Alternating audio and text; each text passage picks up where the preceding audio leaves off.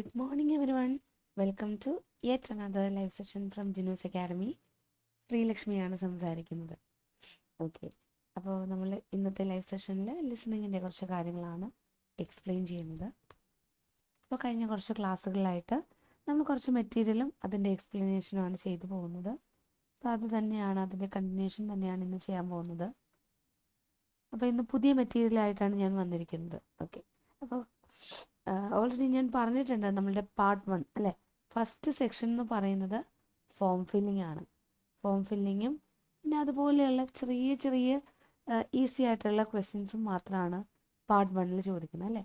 പിന്നെ ഓരോ പാർട്ട് കഴിയുമ്പോഴും ആ ഒരു കോംപ്ലക്സിറ്റി എന്ന് പറയുന്നത് ഇൻക്രീസ് ചെയ്തു പോകും. അപ്പോൾ ഈ ഒരു മെറ്റീരിയലിൻ്റെ പാർട്ട് 1 പോവാം. അപ്പോൾ നമ്മൾ ആദ്യം നോക്കേണ്ടത് ഇൻസ്ട്രക്ഷൻസ് ആണ്. അപ്പോൾ ഇവിടെ കൊടുത്തിട്ടുണ്ട് no more than 1 word or a number. അപ്പോൾ ഒന്നെങ്കിൽ 1 വേർഡ് അല്ലേ, അല്ലെങ്കിൽ നമ്പർ. ഇൻസ്ട്രക്ഷൻ നോക്കിയിട്ട് മാത്രമേ പോകാവൂ. അത് മസ്റ്റായിട്ടും ഫോളോ ചെയ്യേണ്ട ഒരു കാര്യമാണ്. ഓക്കെ, അപ്പോൾ ഇവിടെ ഒരു ആപ്ലിക്കേഷൻ ഫോം ആണല്ലേ നമ്മൾ ഫില്ല് ചെയ്യുന്നത്. അതിലാദ്യം എക്സാമ്പിളായിട്ട് ആൻസർ കൊടുത്തിട്ടുണ്ടല്ലേ. സർനെയിം എന്ന് പറയുന്നത് ജോൺസ് എന്നാണ് പറയുന്നുണ്ട്. ഇനി അവിടെ ഫസ്റ്റ് നെയിം കൊടുത്തിട്ടുണ്ട് അല്ലേ, ലൂയിസ് സിന്തിയ. ഇനി നമുക്ക് വേണ്ടത് അഡ്രസ്സാണ്.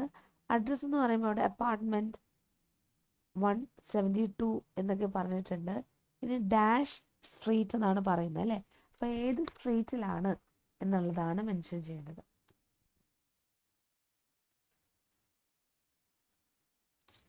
അപ്പോൾ നമുക്ക് നമ്മളുടെ അഡ്രസ്സിലേക്ക് പോവാം.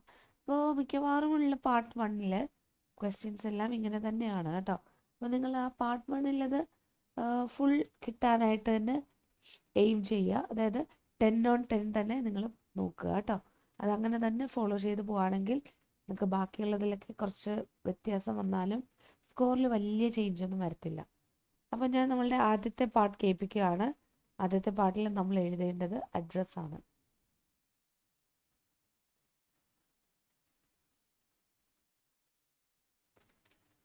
അപ്പോൾ ആദ്യത്തെ പാർട്ടിലേക്ക് പോവാം.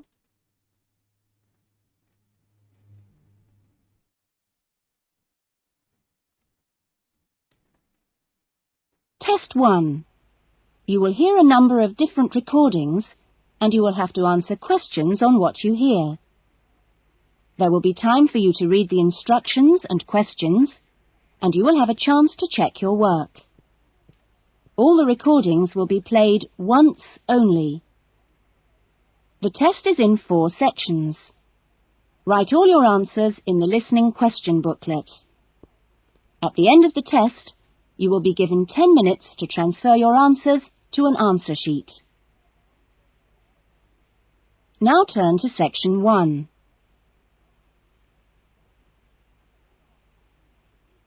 Section 1. Louise wants to join a video library. You will hear a conversation between Louise and the owner of the video library. First, you have some time to look at questions 1 to 5.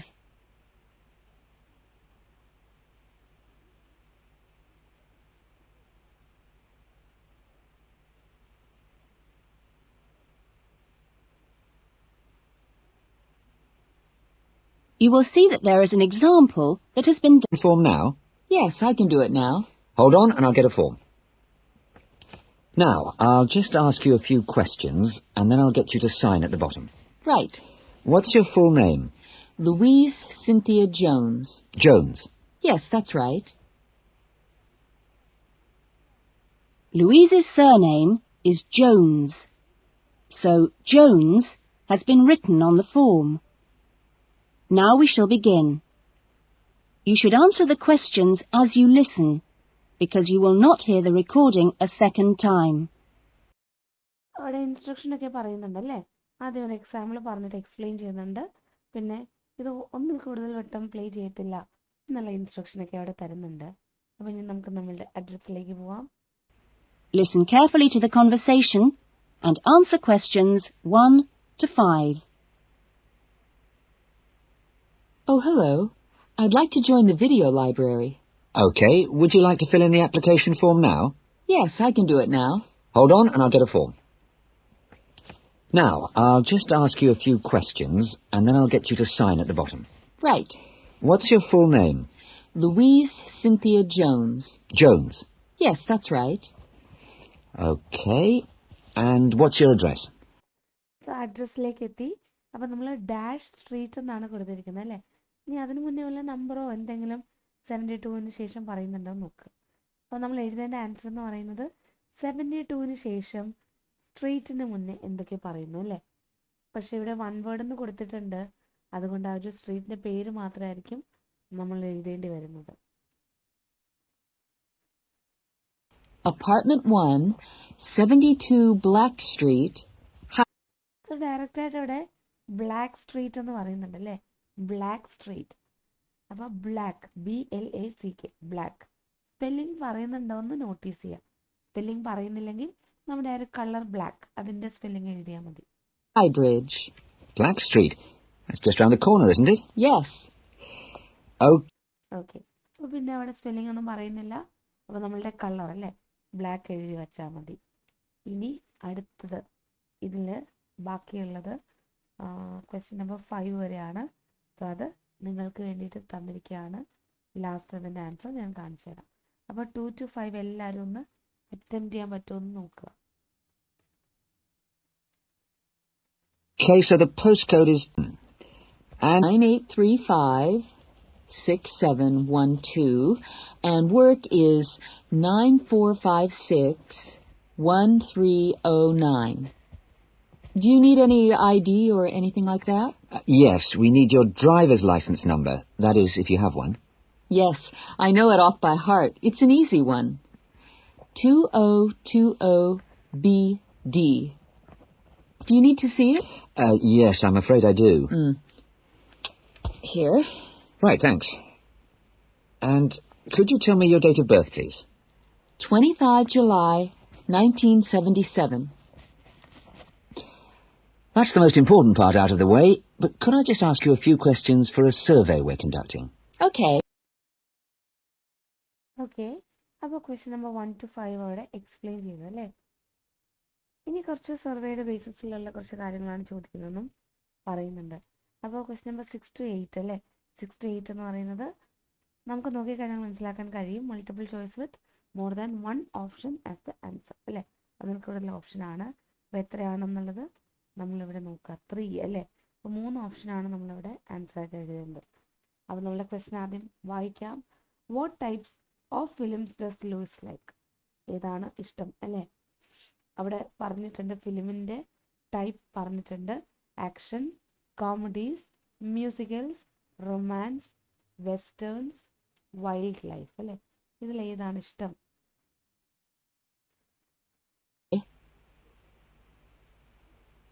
Before the conversation continues, you have some time to look at questions. What kind of videos do you prefer to watch? Have a look at this list. Well, I love anything that makes me laugh. I just love to hear jokes and I love anything that makes me laugh എന്ന് പറയുന്നുണ്ടല്ലേ. എന്നെ ചിരിപ്പിക്കുന്ന എന്താണെങ്കിലും എനിക്കത് ഇഷ്ടമാണ്. So laugh അല്ലേ. Laugh എന്ന് പറയുമ്പോൾ അതിന് പകരം നമുക്കിവിടെ യൂസ് ചെയ്യാൻ പറ്റുന്നത് കോമഡീസ് ആണല്ലേ. കോമഡീസ്. അപ്പോൾ ബി അവിടെ ആൻസർ ആയിട്ട് വരാം. funny punchlines. I'm not very keen on westerns. Although I am not very keen on westerns. അപ്പോൾ അത് ഇൻട്രസ്റ്റഡ് അല്ല അല്ലേ. സോ വെസ്റ്റേൺസ് എലിമിനേറ്റ് ചെയ്യാം. E. my father likes them. But I'm a real softie, so anything with a bit of a love story is good for me. Any bit of love story is good for me എന്ന് പറയുന്നത് അല്ലേ. Love story എന്ന് പറയുമ്പോൾ romance. Romance എന്ന് പറയുമ്പോൾ D for donkey. It doesn't matter how old. Not musicals, though. They're too much. No musicals though എന്ന് പറയുന്നത് അല്ലേ. മ്യൂസിക്കൽസ് വേണ്ട. സി എലിമിനേറ്റ് ചെയ്തു. അപ്പോൾ നമ്മൾ എലിമിനേറ്റ് ചെയ്തത് സിയും ഇയും ആണല്ലേ. Anything else? I'm completely taken by documentaries of the great outdoors. Documentaries of the great outdoors എന്ന് പറയുന്നുണ്ട്. സോ ഡോക്യുമെന്ററി അതവിടെ എടുത്ത് പറഞ്ഞിട്ടില്ല. You know the sort. Animals, plants, and faraway places. പിന്നെ ആനിമൽസ് എന്നൊക്കെ പറയുന്നുണ്ടല്ലേ. Animals, plants. അവിടെ ഉദ്ദേശിക്കുന്നത് വൈൽഡ് ലൈഫ് ആണ്. Documentaries of animals and plants. Wildlife ആണല്ലേ. അപ്പോൾ അതിൽ നിന്നും നമ്മൾ എഫ് ചൂസ് ചെയ്തു. നമ്മൾ ചൂസ് ചെയ്തത് ബി ചൂസ് ചെയ്തു, ഡി ചൂസ് ചെയ്തു, എഫ് ചൂസ് ചെയ്തു. അപ്പോൾ നിങ്ങൾക്ക് അതൊന്നും കൂടെ കിട്ടുന്നുണ്ടോ എന്നുള്ളത് ചെക്ക് ചെയ്യുക. അപ്പോൾ ഞാൻ 6 to 8 കേൾപ്പിക്കുകയാണ്. അതിൻ്റെ കൂടെ 9 to 10 നിങ്ങൾ സ്വന്തമായിട്ട് ചെയ്യുക. അത് ഷോർട്ട് ആൻസർ ആണല്ലേ. അത് വളരെ ഈസിയാണ്. സോ അത് നിങ്ങൾക്ക് വിട്ടു തന്നിരിക്കുകയാണ്. അപ്പോൾ ഞാനത് ഒന്നുകൂടെ പ്ലേ ചെയ്യാം.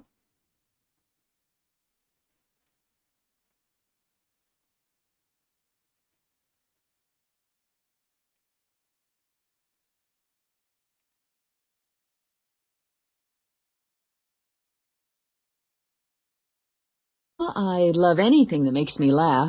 Have a look at this list. Well, I love anything that makes me laugh. I just love to hear jokes and funny punchlines. I'm not very keen on westerns, although my father likes them. But I'm a real softie, so anything with a bit of a love story is good for me. It doesn't matter how old. Not musicals, though. They're too much. Anything else? I'm completely taken by documentaries of the great outdoors. You know the sort. Animals, plants, and faraway places. I saw a wonderful one on dolphins last week. It was amazing. Now, I think that's all from me, except I need you to sign here on the line. Here's a pen.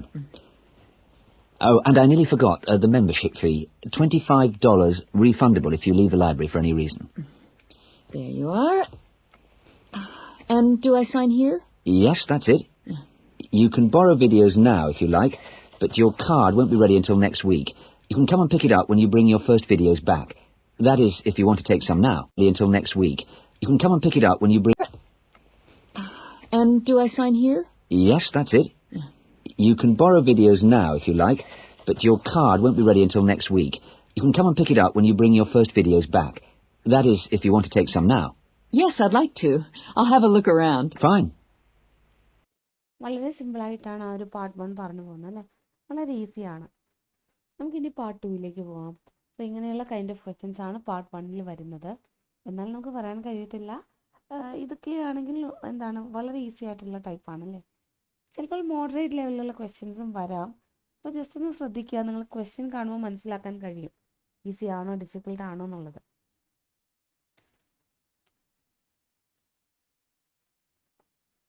അടുത്തത് നമ്മൾ രണ്ടാമത്തെ സെക്ഷനിലേക്ക് പോവാണ്.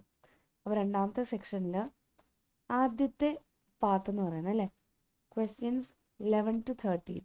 11 to 13 എന്ന് പറയുന്നത് fill in the blanks ആണല്ലേ. Fill in the blanks എന്ന് പറയാമല്ലെങ്കിൽ അതും ഒരു ഗ്യാപ്പ് ഫില്ലിംഗ് ആണല്ലേ. ഓക്കെ, അപ്പോൾ നമ്മൾ ആദ്യം നോക്കേണ്ടത് എന്താണ്? വേർഡ് കൗണ്ട് ആണ്. നമ്മുടെ word count no more than 3 words തന്നിട്ടുണ്ട്. അപ്പോൾ 3 വേർഡ് അല്ലേ, 3 വേർഡിൽ കൂടാൻ പാടില്ല. അവിടെ ആദ്യം ഒരു എക്സാമ്പിൾ തന്നിട്ടുണ്ട്. ലീഡർ എന്ന് പറയുന്നത് ചാൾസ് ആണ് പറയുന്നുണ്ട്. ഇനി ഇദ്ദേഹം എന്ത് പ്രിപ്പയർ ചെയ്തു എന്നാണ് നമ്മൾ നോക്കിയത് അല്ലേ.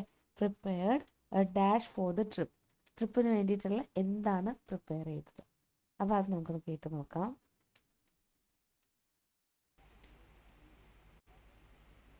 And answer questions 11 to 15. A dream came true in 1995 when, over 96 days of the spring and summer, an expedition of 4 men undertook what they believed to have been the first and only complete end-to-end crossing of Morocco's Atora Mountains. I talked to 𝐀𝐜𝐿𝐴, the leader of the expedition group, about the trip. ഇനിയാണ് ട്രിപ്പിന് വേണ്ടിയിട്ടുള്ള എന്താണ് prepare ചെയ്തതെന്ന് മാത്രം നോക്കിയാൽ മതി. Charles, how much planning went on beforehand?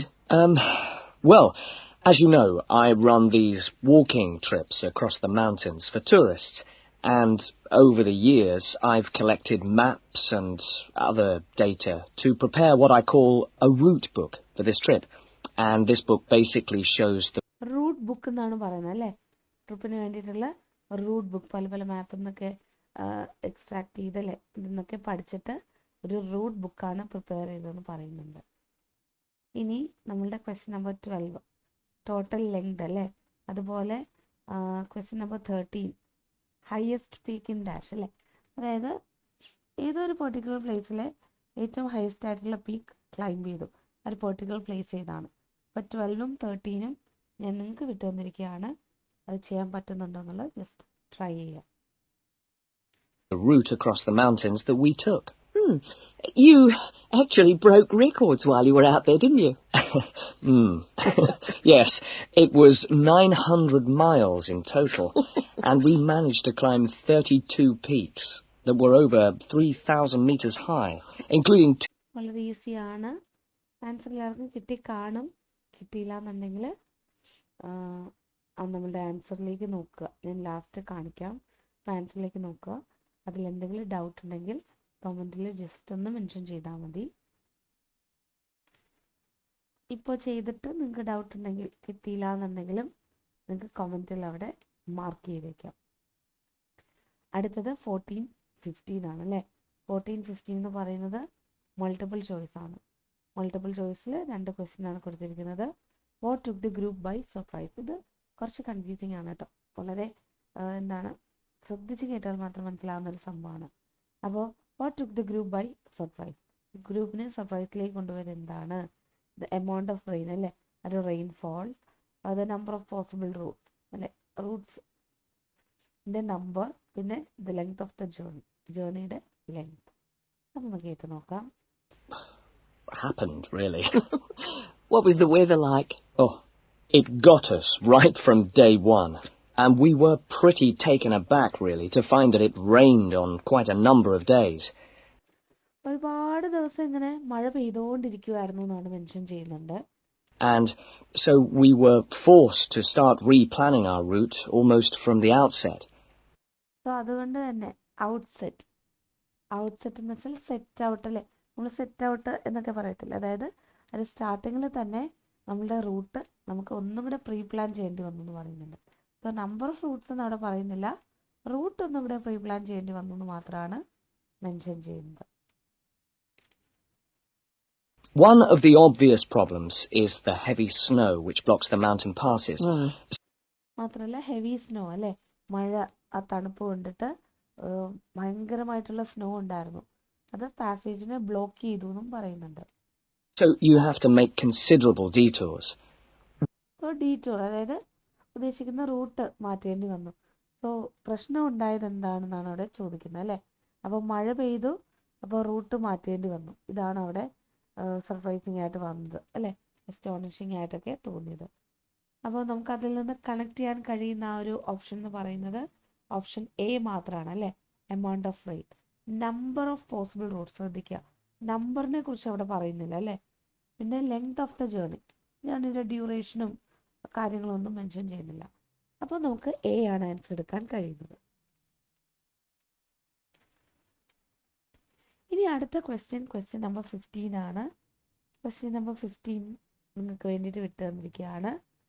അത് just ഒന്ന് ചെയ്ത് നോക്കുക, ആൻസർ കിട്ടുന്നുണ്ടോ എന്ന് നോക്കുക. When we were on the way to 𝐀𝐜𝐿, for example, the snow forced us into a northern bypass, which was new to us. But anyway, either way, we would have been rewarded because, well, we fell upon amazing high meadows, huge gorges, and wonderful snow-capped mountains. The scenery was as fine as any we saw on the trip, and that was how it was every time. Having to take another pass was never a disappointment. Disappointment അല്ലായിരുന്നു എന്ന് പറയുന്നുണ്ട്. Just ഒന്ന് പറയാം, ഈ ഒരു കേസിൽ നമ്മൾ ശ്രദ്ധിക്കേണ്ടത് പോസിറ്റീവാണോ നെഗറ്റീവായിട്ടാണോ പറയുന്നത് നോക്കുക. കാരണം നമ്മൾ ഓപ്ഷനിൽ ആദ്യത്തെ 2 ഓപ്ഷൻ എന്ന് പറയുന്നത് നെഗറ്റീവായിട്ടാണ് പറഞ്ഞിരിക്കുന്നത് അല്ലേ. ഹി റിലക്റ്റൻ്റ്ലി അക്സെപ്റ്റഡ് ഇറ്റ്, അത് നെഗറ്റീവാണ്. പിന്നെ ബി എന്ന് പറയുന്നത് he was irritated by the diversion, 2 നെഗറ്റീവാണ്. മൂന്നാമത്തെ പോസിറ്റീവ് അല്ലേ, it made no difference to his enjoyment. Route മാറ്റിയെങ്കിലും അവർ നല്ലോണം എൻജോയ് ചെയ്തു എന്നാണ് പറയുന്നത് അല്ലേ. അപ്പോൾ പോസിറ്റീവായിട്ടാണ് നമ്മൾ കോൺവെർസേഷനിൽ പറയുന്നത്. അപ്പോൾ നിങ്ങളൊന്ന് ആലോചിച്ച് നോക്കുക ഏത് ഓപ്ഷനാണ് ചൂസ് ചെയ്യേണ്ടതെന്നുള്ളത്. അടുത്തത് ക്വസ്റ്റ്യൻ നമ്പർ 16 to 18 ആണ്. മൾട്ടിപ്പിൾ ചോയ്സ് ആണല്ലേ. അവിടെ കൊടുത്തിട്ടുണ്ട് 3 ലെറ്റേഴ്സ്. അപ്പോൾ ഈ ഒരു മൾട്ടിപ്പിൾ ചോയ്സ് നിങ്ങൾക്ക് ചെയ്യാൻ കഴിയുന്നുണ്ടോ നോക്കുക. കാരണം ഇത് കുറച്ച് ഡിഫിക്കൽട്ടാണ്. അതുകൊണ്ട് തന്നെ നിങ്ങളൊന്ന് ട്രൈ ചെയ്ത് നോക്കുക. ഇതിന് മുന്നേ ഞാൻ പറഞ്ഞ ആ ഒരു സംഭവങ്ങളല്ലേ, മെത്തേഡൊക്കെ വച്ചിട്ട് ഇത് ചെയ്യാൻ പറ്റുമെന്ന് നോക്കുക. അപ്പോൾ ഇത് കുറച്ച് ഡിഫിക്കൽട്ട് ആണെന്ന് ഞാൻ ആദ്യമേ പറയുകയാണ്. കുറച്ച് ഡിഫിക്കൽട്ട് തന്നെയാണ്, എന്നാലും നിങ്ങളൊന്ന് ട്രൈ ചെയ്ത് നോക്കുക. എന്തെങ്കിലും ഡൗട്ട് ഉണ്ടെങ്കിൽ കമൻറ്റിൽ ഇട്ടാൽ മതി. You now have some time to look at questions 16 to 20.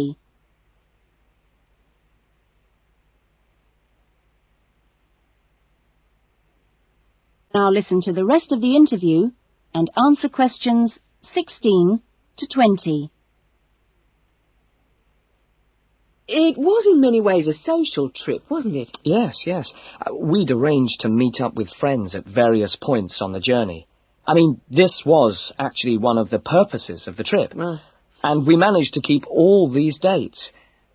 Which, well, it's amazing really, considering the detours we made. An old friend acted as a sort of transport organizer for everyone, and the Hotel Ali in Marrakesh was a good social base. I'd really recommend it, although I can't remember who runs it. Anyway, groups of friends actually joined us for 3-week stints, and others just linked up with us. Some, whom we hadn't met before the trip at all, tagged on for short bursts, people from the area who just came along for the ride. But outside the major visitor areas like 𝐀𝐜𝐿, we only met one other group of travellers like ourselves in the whole 96 days. Were there any bad moments? Well, we... okay, അപ്പോൾ അതെല്ലാവരും കേട്ട് കാണുമെന്ന് വിശ്വസിക്കുന്നു. നിങ്ങൾക്ക് answers കിട്ടി കാണുമെന്ന് വിശ്വസിക്കുന്നു. നമുക്ക് ലാസ്റ്റ് ചെക്ക് ചെയ്ത് നോക്കാം. ഇനി അടുത്തത് 19 and 20 ആണ്. ഇത് കുറച്ചും കൂടി ഡിഫിക്കൽട്ടാണ്. ഈ 2 മൾട്ടിപ്പിൾ ചോയ്സും കുറച്ച് ഡിഫിക്കൽട്ടാണ് കേട്ടോ. അപ്പോൾ ഈ ഒരു മൾട്ടിപ്പിൾ ചോയ്സ് ഞാൻ എക്സ്പ്ലെയിൻ ചെയ്യാം. ഈ ഒരു മൾട്ടിപ്പിൾ ചോയ്സിൽ 2 ലെറ്റേഴ്സ് ആണ് നമ്മൾ ചൂസ് ചെയ്യേണ്ടത് അല്ലേ, 2 ലെറ്റേഴ്സ് ആണ്. സോ നമ്മുടെ question, what does Charles say about the donkeys? ഡോങ്കീസിനെ കുറിച്ച് അദ്ദേഹം പറയുന്നത് എന്താണ്? അപ്പോൾ നമ്മുടെ ഓപ്ഷൻ തന്നിട്ടുണ്ട്. He rode them when he was tired. ടയർഡായിട്ടിരുന്നപ്പോൾ അതിൻ്റെ മുകളിൽ കയറിയിരുന്നാണ് യാത്ര ചെയ്തത് അല്ലേ. ഇനി he named them after places. ഏതോ 2-3 പ്ലേസസ് കണ്ടപ്പോൾ ആ പ്ലേസിൻ്റെ പേര് ഈ ഡോങ്കീസിന് ഇട്ടു എന്ന് പറയുന്നുണ്ട്. വൺ ഓഫ് ദം ഡൈഡ്, അതിലൊരാൾ മരിച്ചുപോയി. ദേ ബിഹേവ്ഡ് അൺപ്രഡിക്റ്റബിളി, അപ്രതീക്ഷിതമായിട്ടുള്ള രീതിയിലൊക്കെയാണിത് ബിഹേവ് ചെയ്തത്. ദേ വെയർ വെരി സ്മോൾ, വളരെ ചെറുതാണ്. 2 എണ്ണം മാത്രം മതി. അപ്പോൾ നമുക്ക് നോക്കാം. took 2, I must say, long-suffering donkeys with us to help transport water and tents and things. I suppose if we were to do it all again, we'd probably hire donkeys along the way. Taza and Tamri, as we called them, after the last places in the trip. Well, Tarsa and Tamari അല്ലേ, last place, അതായത് ആ ഒരു ട്രിപ്പിൻ്റെ last 2 place ആണ്. So അതാണ് അവർ പേരിട്ടതെന്ന് പറയുന്നുണ്ട്. they made quite a unique അപ്പോൾ he named them after places അല്ലേ, പ്ലേസിനനുസരിച്ചുള്ള പേരിട്ടു. ബി നമുക്ക് ചൂസ് ചെയ്യാൻ കഴിയും. journey between them. And, well, but it was continuously demanding for them. On both the really high summits, they took diversions that were quite out of character. ചില സമയത്ത് അവർ diversions എടുത്തു അല്ലേ, ഇത് പറയുന്നുണ്ട് ക്വൈറ്റ് ഔട്ട് ഓഫ് ക്യാരക്ടർ, ഒരു ക്യാരക്ടറിൽ നിന്ന് വിട്ടുമാറിയില്ലേ, അതായത് അപ്രതീക്ഷിതമായിട്ടുള്ള രീതിയിൽ അവർ ചില സമയത്ത് ബിഹേവ് ചെയ്തു, അതാണ് അവിടെ ഉദ്ദേശിക്കുന്നത്. അപ്പോൾ അത് വെച്ചിട്ട് നമുക്ക് പറയാൻ കഴിയുന്ന ഓപ്ഷൻ ഡി ആണ് അല്ലേ, ദേ ബിഹേവ്ഡ് അൺപ്രഡിക്റ്റബിളി. അപ്പോൾ നമ്മുടെ ആൻസർ വരുന്നത് ഡി ഫോർ ഡോഗ് അല്ലേ. അപ്പോൾ ബിയും ഡിയും ആണ് അവിടെ ആൻസർ വരുന്നത്. അത് ജസ്റ്റ് ഒന്നും കൂടെ കേൾപ്പിച്ചതിന് ശേഷം നമുക്ക് നമ്മളുടെ അടുത്ത സെക്ഷനിലേക്ക് പോവാം. And I can only assume that it must some things. I suppose if we were to do it all again, we'd probably hire donkeys along the way. Taza and Tamri, as we called them, after the last places in the trip. Well, they made quite a unique journey between them. And, well, but it was continuously demanding for them. On both the really high summits, they took diversions that were quite out of character. And I can only assume that it must have been due to tiredness. Well, thank you. And Charles has put together... okay, അപ്പോൾ അത് complete ചെയ്തു അല്ലേ. ഇനി നമുക്ക് നമ്മുടെ അടുത്ത സെക്ഷനിലേക്ക് പോകാം. അടുത്ത സെക്ഷൻ എന്ന് പറയുന്നത് വളരെ ഈസിയാണ് കേട്ടോ, അത്രയ്ക്ക് കണ്ട് ഡിഫിക്കൽട്ട് ഒന്നുമല്ല. ക്വസ്റ്റ്യൻ നമ്പർ 21 to 25 നമുക്കൊന്ന് കേട്ട് നോക്കാം.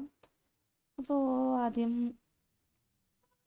21 to 25 ഇൻസ്ട്രക്ഷനാണ് നോക്കേണ്ടത്. Right no more than 3 words. ഇത് അത്യാവശ്യം ഈസി ആയതുകൊണ്ട് ആദ്യത്തെ ഒരെണ്ണം മാത്രം ഞാൻ എക്സ്പ്ലെയിൻ ചെയ്യാം. ബാക്കി 25 വരെയുള്ളത് നിങ്ങളുടെ പാർട്ടിൽ നിന്നും ചെയ്യേണ്ടി വരും. Okay. Together a video about this journey and Talking about their university studies. First, you have some time to look at questions 21 to 25.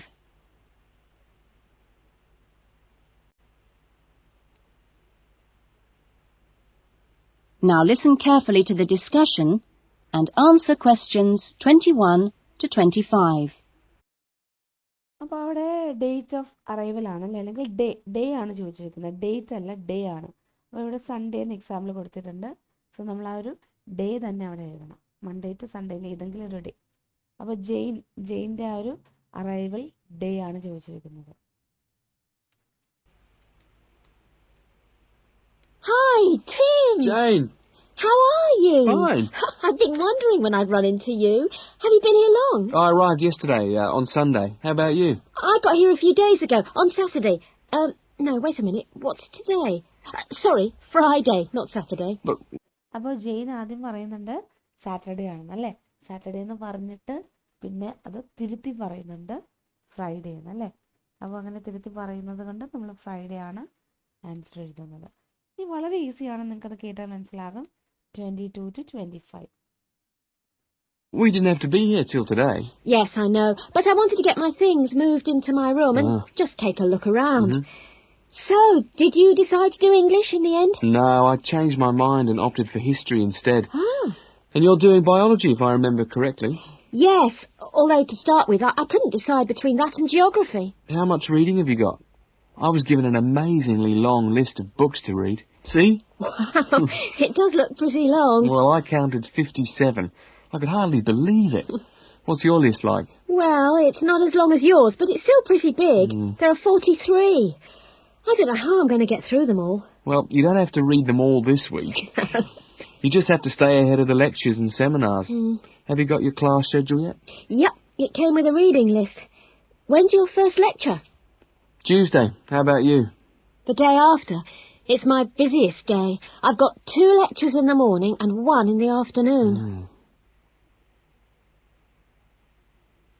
Before the okay. അപ്പോൾ ഇനി തന്നിരിക്കുന്ന ഇതിൻ്റെ തന്നെ കണ്ടിന്യൂഷൻ ആണ്, എന്നാൽ ഷോർട്ട് ആൻസർ ക്വസ്റ്റ്യൻസ് ആണ് അല്ലേ. അവിടെ അപ്പോൾ നമ്മൾ ആദ്യം നോക്കേണ്ടത് എന്താണ്, നമ്മുടെ ഇൻസ്ട്രക്ഷൻ ആണ്.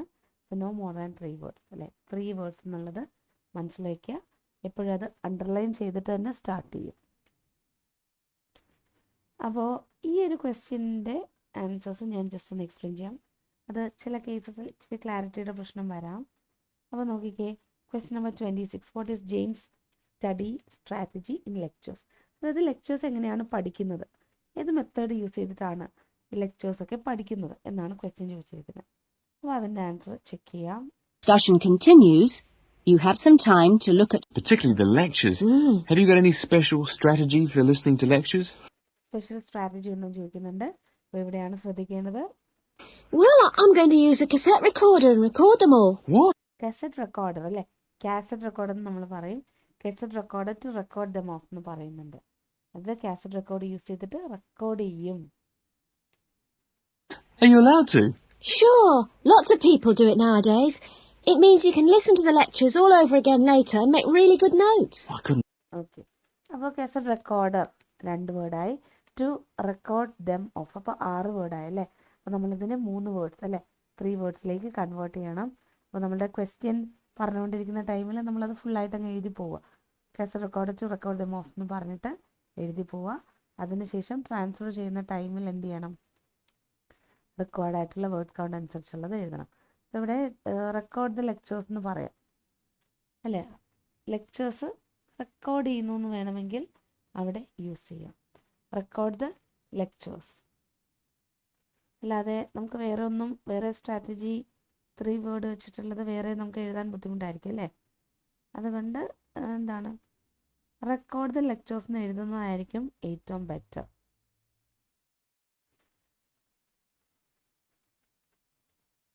ഓക്കെ.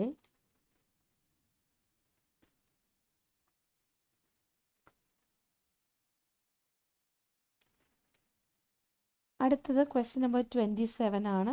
27ൽ ചോദിച്ചിരിക്കുന്നത് ടിമ്മിൻ്റെ ആണല്ലേ. ടിമ്മിൻ്റെ സെയിം റീഡിങ്ങിന് വേണ്ടിയിട്ട് ഏത് സ്ട്രാറ്റജിയാണ് യൂസ് ചെയ്യുന്നത്? Do that. I like to take notes as I'm listening. I usually find I get all the important points. Reading is different, of course. My approach is to skim the book first to see what's important and what... My approach is to skim the book എന്ന് പറയുന്നുണ്ട് അല്ലേ. Book skim ചെയ്യും. തന്നെ important ആയിട്ടുള്ള കാര്യങ്ങളൊക്കെ മാത്രം just നോക്കും അല്ലേ. അപ്പോൾ സ്കിം ദ ബുക്ക് എന്ന് പറയുന്നുണ്ട്. അപ്പോൾ നമുക്ക് വേണമെങ്കിൽ സ്കിമ്മിങ് എന്ന് എഴുതാം, അല്ലെങ്കിൽ അവിടെ സ്കിം ദ ബുക്ക് എന്ന് തന്നെ എഴുതാം, പ്രശ്നമൊന്നുമില്ല. അപ്പോൾ അത് ക്ലിയർ ആയല്ലോ. 27. ഇനി അടുത്തത് 28 ആണ്. അത് ഈസിയാണ്. What is the subject of Tim's first lecture? ആദ്യത്തെ ലെക്ചറിൻ്റെ സബ്ജക്റ്റ് എന്താണെന്നാണ് ചോദിച്ചിരിക്കുന്നത്. What isn't? Saves hours of time. But what if you miss something? You don't mean you're going to read every word, do you? Well, that's what I usually do. Well, that's up to you, but I think you're crazy. Oh. What's your first lecture on, anyway? അടുത്തതാണ് answer. Oh, it's a lecture on the French Revolution. The French Revolution? How boring. Oh, French revolution എന്ന് പറയുന്നുണ്ട്. അപ്പോൾ അത് ഏറ്റെടുത്ത് പറയുന്നതുകൊണ്ട് നമുക്ക് ക്ലാരിറ്റിയുടെ പ്രശ്നമൊന്നും തോന്നത്തില്ല അല്ലേ. ഫ്രഞ്ച് റെവല്യൂഷനാണ്. ഇനി അടുത്തത് ക്വസ്റ്റ്യൻ നമ്പർ 29 ആണ്. 29ൽ ചോദിച്ചിരിക്കുന്നത് what is the title of Tim's first essay? അല്ലെ, ഫസ്റ്റ് എസ്സേയുടെ ടൈറ്റിലാണ് ചോദിച്ചിരിക്കുന്നത്. it's not boring at all. It was an amazing period of history. It changed everything in Europe. So what's your first lecture about? It's about animal behaviour. It sounds really interesting. അപ്പോൾ പിന്നെ ജെയിൻ്റെ ചോദിക്കുന്നില്ല അല്ലേ. ടിമ്മിൻ്റെ first എസ്സേയുടെ ടൈറ്റിലാണ്. അപ്പോൾ വേറെ ഒന്നും പറയുന്നത് നോക്കേണ്ട കാര്യമില്ല. I was on my way to the library. I'm going to get some of these books out and start reading for the first essay I've got to write. And what have you got to write about? No, you'll never believe it. I think our professor must have a sense of humour. He's given us the title. അടുത്തതാണ് he given us the title എന്ന് പറയുന്നുണ്ട് അല്ലേ. So ടൈറ്റിലിന്റെ പേര് പറയാണ് Why study history? That's a good one. Why study history അല്ലേ. അങ്ങനെ തന്നെ പറയുന്നുണ്ട്. So 29 answer why study history. നമ്മളുടെ കീവേഡ് നോക്കിക്കേ, നോ മോർ ദാൻ 3 വേർഡ്സ് ആണല്ലേ. സോ അത് യൂസ് ചെയ്യാം. ഇനി അടുത്ത ക്വസ്റ്റ്യൻ നമ്പർ 30 ആണ്. What is the subject of Jane's first essay? So first എസ്സേയുടെ സബ്ജക്റ്റ് ആണ്. ടൈറ്റിൽ എല്ലാം ശ്രദ്ധിക്കുക, സബ്ജക്റ്റ് ആണ്. You find the answer, let me know. No, I'm going to enjoy writing it. Have you been given any writing assignments yet? Yes, I've got to write about animal language. That sounds... animal ലാംഗ്വേജിനെ കുറിച്ച് എഴുതാനാണ്. So അവിടുത്തെ subject എന്ന് പറയുന്നത് animal language അല്ലേ. a challenge. I suppose you'll be off to the zoo to do field research. Okay, question number 30 വളരെ ഈസിയാണ് അല്ലേ. ആ ഒരു 28, 29, 30 ഈസിയാണ്. പിന്നെ 26ഉം 27ഉം വരുമ്പോൾ നിങ്ങൾ കേൾക്കുന്നുണ്ട് സംഭവം, പക്ഷേ എങ്ങനെ ആൻസർ എഴുതണമെന്നുള്ളത് കൺഫ്യൂഷനാണ്. അതുകൊണ്ടാണ് അത് എക്സ്പ്ലെയിൻ ചെയ്തത് കേട്ടോ. ഇനി നമ്മളുടെ 4ാമത്തെ സെക്ഷനിലേക്ക് പോവാണ്. 4ാമത്തെ സെക്ഷൻ എന്ന് പറയുന്നത് അത്യാവശ്യം ഈസി ആയിട്ടുള്ള സംഭവം തന്നെയാണ് കേട്ടോ. അത്രയും അങ്ങോട്ട് ഡിഫിക്കൽട്ടൊന്നും തോന്നത്തില്ല. അപ്പോൾ അവിടെ ഒരു ടേബിൾ ഫില്ലിംഗ് ആണ്. ക്വസ്റ്റ്യൻ നമ്പർ 31 to 35 അല്ലേ. 35 എന്ന് പറയുന്നത് ടേബിൾ ഫില്ലിംഗ് ആണ്.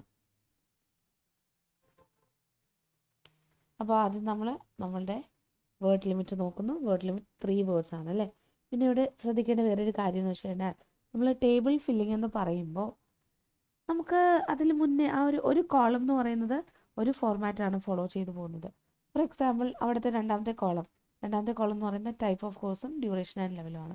അപ്പോൾ 6 months സർട്ടിഫിക്കറ്റ് എന്ന് കൊടുത്തിട്ടുണ്ട്. അപ്പോൾ ബാക്കിയുള്ളത് അങ്ങനെ തന്നെ എഴുതുക. 4 month സർട്ടിഫിക്കറ്റ്, അല്ലെങ്കിൽ ഇവിടെ ലാസ്റ്റ് കൊടുത്തിട്ടുണ്ട് 4 year ഡിഗ്രി ഇൻ എഡ്യൂക്കേഷൻ. ഈ 2 ഫോർമാറ്റിൽ ഏതിലാണ് നമ്മൾ കോൺവെർസേഷനിൽ പറയുന്നത് അതനുസരിച്ച് മാത്രമേ എഴുതാൻ പാടുള്ളൂ. അതുപോലെ എൻട്രി റിക്വയർമെൻറ്റ്സ് ഇവിടെ നമ്മൾ ആദ്യത്തിൽ നൺ പറയുന്നുണ്ട്. അപ്പം നോ റിക്വയർമെൻ്റ് എന്ന് ആണ് പറയുന്നതെങ്കിലും നമ്മൾ നണ്ണെന്ന് തന്നെ എഴുതണം. കാരണം ടേബിളിൻ്റെ പ്രത്യേകതയാണ് നമ്മൾ ആ ഒരു പെർട്ടിക്കുലർ കോളം സെയിം ഫോർമാറ്റ് തന്നെ ഫോളോ ചെയ്ത് പോകണം. അപ്പോൾ ഞാൻ ആദ്യത്തെ ഒരെണ്ണം എക്സ്പ്ലെയിൻ ചെയ്യാം, ബാക്കി നിങ്ങളുടെ പാർട്ടിൽ നിന്ന് ചെയ്യേണ്ടി വരും. അപ്പോൾ നമ്മുടെ ക്വസ്റ്റ്യൻ നമ്പർ 31 എന്ന് പറയുന്നത് സ്പോർട്സ് അഡ്മിനിസ്ട്രേറ്റർ ആണ് അല്ലേ. സ്പോർട്സ് അഡ്മിനിസ്ട്രേറ്റർ എന്ന് പറയുന്നത് എത്ര മന്ത് സർട്ടിഫിക്കറ്റ് ആണ് എന്ന് നോക്കിയാൽ മതി.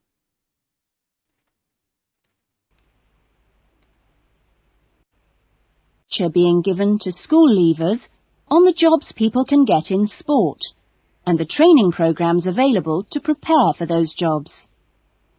First, you have some time to look at questions 31 to 40.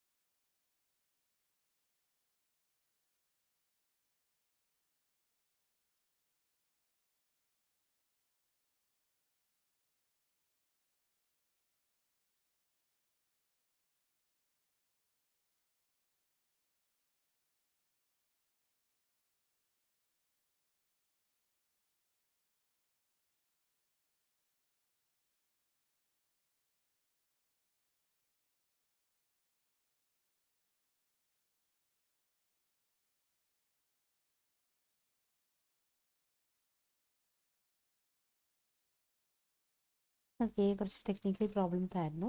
അപ്പോൾ നമുക്കതിൻ്റെ കണ്ടിന്യൂഷൻ നോക്കാം. അപ്പോൾ സ്പോർട്സ് അഡ്മിനിസ്ട്രേഷൻ അല്ലേ, സ്പോർട്സ് അഡ്മിനിസ്ട്രേഷന് എന്താണ്, അത് ഏത് ടൈപ്പ് ഓഫ് കോഴ്സാണ് അല്ലേ, അതിൻ്റെ ഡ്യൂറേഷനൊക്കെയാണ് ചോദിച്ചിരിക്കുന്നത്. അപ്പോൾ അതൊന്ന് കേട്ട് നോക്കാം.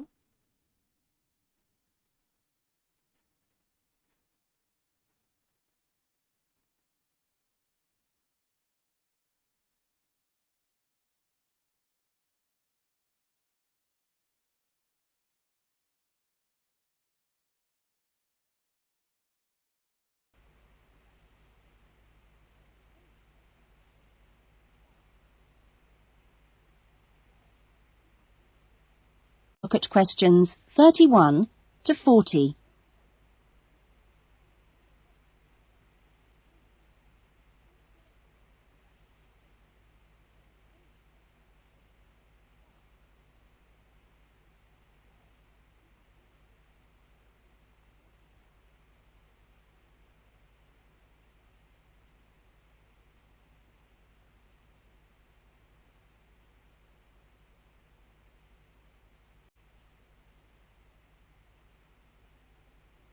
Answer questions 31 to 40.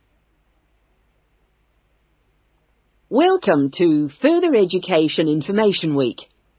This is the Physical Education Faculty session, and I'm the head of the faculty. During the course of this morning, we hope to give you a clear idea of what we offer in our training programs, and we will look at the types of courses and the entry requirements, if any, for those courses. Some of these courses are open to school leavers, but for some, you need previous qualifications or relevant successful employment.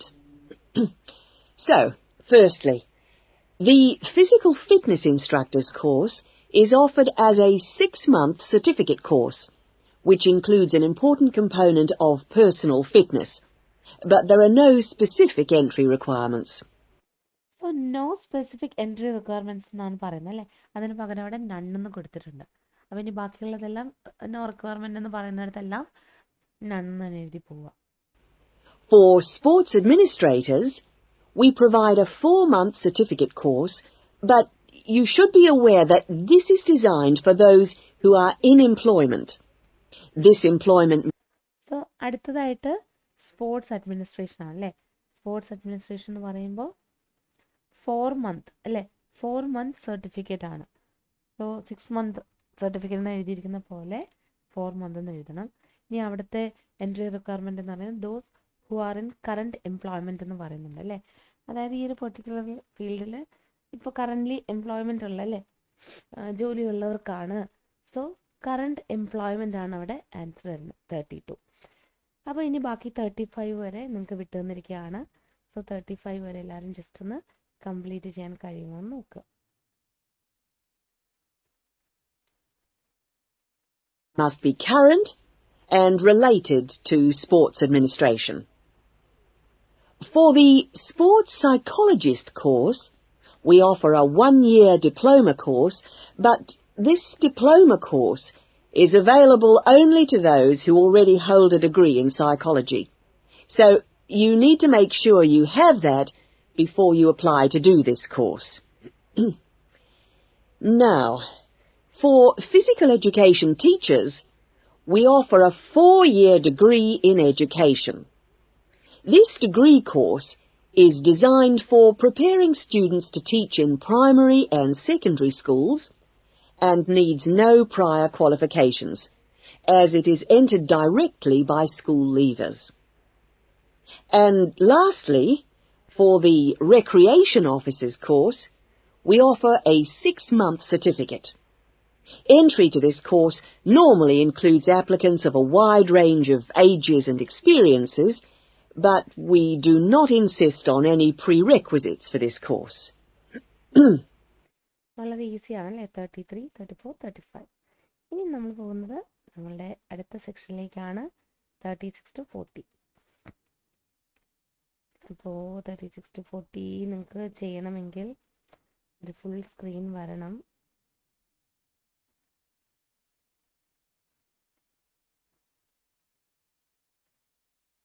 അപ്പോൾ ഞാനത് screen കുറച്ചും കൂടി ചെറുതാക്കുവാണ്, നിങ്ങൾ മൊത്തത്തിൽ നിങ്ങൾക്കത് കാണാൻ കഴിയത്തില്ല. അപ്പോൾ കാണാൻ പറ്റാത്തവരുണ്ടെങ്കിൽ നിങ്ങളൊന്ന് ലാൻഡ്സ്കേപ്പ് മോഡിൽ ഇട്ടാൽ മതി.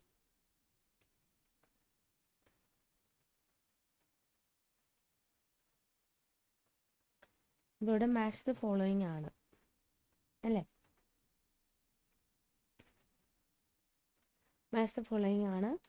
അപ്പോൾ അവിടെ ശ്രദ്ധിച്ചേ, നമ്മൾ ജോബ് തന്നിട്ടുണ്ട് അല്ലേ. അപ്പോൾ ഓരോ ജോബും അവരുടെ മെയിൻ റെസ്പോൺസിബിലിറ്റി എന്താണ്. അപ്പോൾ ABCDFGയിൽ റെസ്പോൺസിബിലിറ്റി തന്നിട്ടുണ്ട്.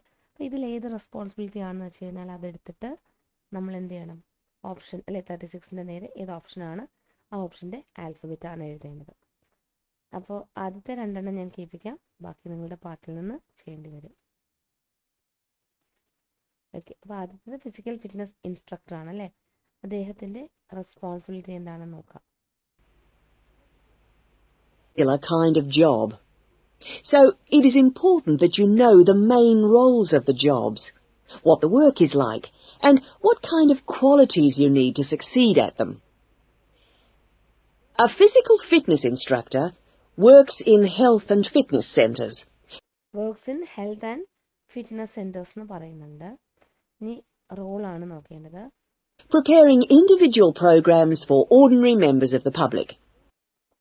Individual programs for ordinary members of the public എന്ന് പറയുന്നുണ്ട് അല്ലേ. അപ്പോൾ ഇൻഡിവിജ്വൽ പ്രോഗ്രാംസ് അല്ലേ, ഓർഡിനറി മെമ്പേഴ്സ്. കീവേഡ് വെച്ച് നോക്കുമ്പോൾ നമുക്ക് കിട്ടുന്ന ആൻസർ എന്താണ്, C ആണല്ലേ, ഗൈഡൻസ് ഓഫ് ഓർഡിനറി ഇൻഡിവിജ്വൽസ്. ഇനി അതുപോലെ 37 നോക്കാം. 37 എന്ന് പറയുമ്പോൾ സ്പോർട്സ് അഡ്മിനിസ്ട്രേറ്റർ ആണ്. Physical fitness instructors prepare routines of exercises to suit the individual client's age and level of fitness. Sports administrators run clubs and sporting associations. എന്താണ് sports administrator, ക്ലബും sporting associations ഒക്കെ run ചെയ്യുന്നുണ്ടെന്ന് പറയുന്നുണ്ട്. Their duties include such things as booking playing fields with local councils. Booking playing fields അല്ലേ with local councils, അതായത് കളിക്കാനുള്ള ഒരു place. And organising the schedule of games or events for the club. പിന്നെ schedule organise ചെയ്യുക. അതിൽ നിന്ന് നമുക്ക് മനസ്സിലാക്കാൻ കഴിയുന്നത് മാച്ച് ഓർഗനൈസ് ചെയ്യുക അല്ലേ, അതായത് അറേഞ്ച് ചെയ്യുക. പിന്നെ വെന്യൂസ് അല്ലേ, പ്ലേസ് ഷെഡ്യൂൾ ചെയ്യുക. അവിടെ എഫ് ആണ് ആൻസർ വരുന്നത്. Arranging matches and venues. Okay, അപ്പോൾ ഇനി അടുത്ത ക്വസ്റ്റ്യൻ, അതായത് ക്വസ്റ്റ്യൻ നമ്പർ 38, 39, 40 നിങ്ങളുടെ പാർട്ടിൽ നിന്നും ചെയ്യേണ്ടി വരും. അപ്പോൾ അത് ഞാൻ ജസ്റ്റ് ഒന്ന് പ്ലേ ചെയ്യാം. ഞാൻ ഒന്നുകൂടെ പറയുകയാണ്, നിങ്ങൾക്ക് കാണാൻ കുറച്ച് ബുദ്ധിമുട്ടുണ്ടെങ്കിൽ ലാൻഡ്സ്കേപ്പ് മോഡിലിട്ടാൽ മതി, ഒന്നും കൂടി നിങ്ങൾക്ക് ക്ലിയർ ആയിട്ട് കാണാൻ കഴിയും. So, they need good organisational skills. Sports psychologists spend time with professional athletes, helping them approach competition with a positive mental attitude to enable them to achieve their personal best. They do this by improving motivation and concentration, or assisting with stress management. Physical education, or PE teachers, instruct young students in how to exercise, play sport, and do other recreational activities correctly and safely. PE teachers help the development of coordination, balance, posture and flexibility, with things like simple catching and throwing skills. They are not expected to be experts in all sports, but must be able to show students the basic techniques involved in a wide range of activities. Recreation officers often find themselves working for local government authorities and local groups. Their aim is to raise people's awareness of healthy lifestyles and improve general fitness through arranging recreational activities for groups of all ages, from the very young to the elderly. There are many other job opportunities which our graduates can look forward to. If you're interested in any of these, then I suggest... That is the end of... okay, അപ്പോൾ അത് എല്ലാവർക്കും clear ആയി കാണും. ഇതിലൊരെണ്ണം മാത്രമാണ് കുറച്ച് ഡിഫിക്കൽട്ടായിട്ട് വരുന്നത്. Professional athletes എന്ന് പറയുന്നതിന് പകരം എലൈറ്റ് അത്ലീറ്റ്സ് എന്നാണ് കേട്ടോ. പ്രൊഫഷണൽ എന്ന് പറഞ്ഞാൽ എലൈറ്റ്, അത്യാവശ്യം നമ്മൾ ഈ ഒരു പ്രൊഫഷനിൽ റിച്ച് ആയിട്ടുള്ളതെന്നുള്ള മീനിങ്. എലൈറ്റ് എന്ന് വെച്ചാൽ റിച്ച് എന്നാണ് മീനിങ് എങ്കിലും അത്യാവശ്യം ആ ഒരു പെർട്ടിക്കുലർ ഫീൽഡിൽ എക്സ്പേർട്ട് ആണെങ്കിൽ അങ്ങനെയുള്ള കാൻഡിഡേറ്റ്സിനെയും എലൈറ്റ്സ് എന്ന് പറയാറുണ്ട്.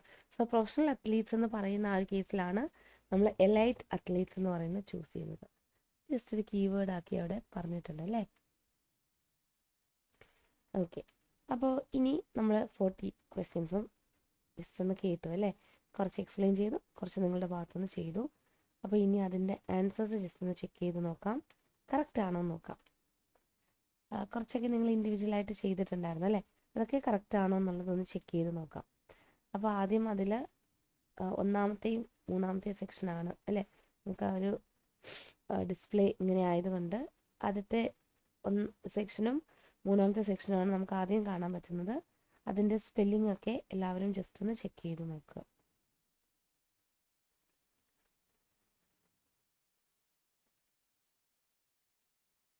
സോ ഒന്നാമത്തെ സെക്ഷനും മൂന്നാമത്തെ സെക്ഷനും എല്ലാവരും ജസ്റ്റ് ഒന്ന് സ്ക്രീൻഷോട്ടൊക്കെ എടുത്ത് വെച്ച് കഴിഞ്ഞാൽ നമുക്ക് പിന്നെ ചെക്ക് ചെയ്യാൻ പറ്റുന്നതാണ്.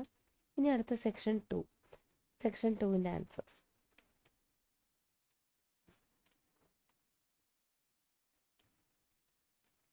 അതുപോലെ തന്നെ സെക്ഷൻ 4ൻ്റെ. അപ്പോൾ ഇന്നത്തെ മെറ്റീരിയൽ എന്ന് പറയുന്നത് നമ്മുടെ ആവറേജ് ലെവലിലുള്ളൊരു മെറ്റീരിയലാണ് കേട്ടോ. അപ്പോൾ ഓരോ ക്ലാസ്സിലും ഞാൻ മെറ്റീരിയലിൻ്റെ ഡിഫിക്കൽട്ടി ലെവൽ പറയാറുണ്ട്. അപ്പോൾ ഈ ഒരു മെറ്റീരിയൽ എന്ന് പറയുന്നത് വളരെ ഈസി ആണ് എന്ന് പറയാൻ കഴിയത്തില്ല. അതെന്തുകൊണ്ടാണെന്ന് വെച്ച് കഴിഞ്ഞാൽ ആദ്യത്തെ പാർട്ട് ഈസിയാണല്ലേ, നിങ്ങൾക്ക് കണ്ടാൽ മനസ്സിലാവും. ആദ്യത്തെ പാർട്ട് അത്യാവശ്യം ഈസിയാണ്. എന്നാൽ രണ്ടാമത്തെ പാർട്ടിലേക്ക് വരുമ്പോൾ അവിടെ ഒരു ക്വസ്റ്റ്യൻ നമ്പർ 13, 14, 15, അത് 16, 18 അതൊക്കെ കുറച്ച് ഡിഫിക്കൽട്ടാണ്. ഇച്ചിരി അല്ലേ, ഒരുപാട് ഡിഫിക്കൽട്ടെന്ന് പറയാൻ കഴിയത്തില്ല, എന്നാലും കുറച്ച് ഡിഫിക്കൽട്ടാണ്. പിന്നെ പാർട്ട് 3ലേക്ക് വരുമ്പോൾ അതിൽ കുറച്ച് ഡിഫിക്കൽട്ടായിട്ട് തോന്നുന്നത് 26ഉം 27 അല്ലേ, ചെറിയ രീതിയിലുള്ള ഡിഫിക്കൽട്ടി ലെവലാണ്. പിന്നെ വരുമ്പോൾ അവിടെ ക്വസ്റ്റ്യൻ നമ്പർ 32 നിങ്ങൾക്ക് നോക്കി കഴിഞ്ഞാൽ മനസ്സിലാക്കാൻ കഴിയും. റിക്കറൻറ്റ് എംപ്ലോയ്മെൻ്റ് എന്ന് കൊടുത്തിരിക്കുന്നത് അല്ലേ, അത് കുറച്ച് ഡിഫിക്കൽട്ടാണ്.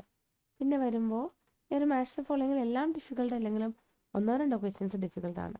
ചെറിയ രീതിയിലുള്ള ഡിഫിക്കൽട്ട് ആയതുകൊണ്ടാണ് ഞാൻ പറഞ്ഞത് ഈ ഒരു സംഭവം എന്ന് പറയുന്നത് ആവറേജ് ലെവലാണ്.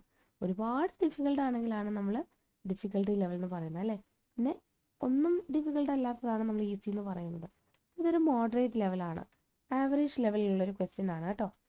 അപ്പോൾ ഇതുപോലെയുള്ള ക്വസ്റ്റ്യൻസുമായിട്ട് ഡിഫിക്കൽട്ടായിട്ടുള്ളതും ഈസി ആയിട്ടുള്ളതും ആവറേജ് ആയിട്ടുള്ള ക്വസ്റ്റ്യൻസുമായിട്ട് ഇനി അടുത്ത ക്ലാസ്സുകളിലേക്ക് കാണുന്നത് വരേക്കും എല്ലാവർക്കും ഗുഡ് ബൈ.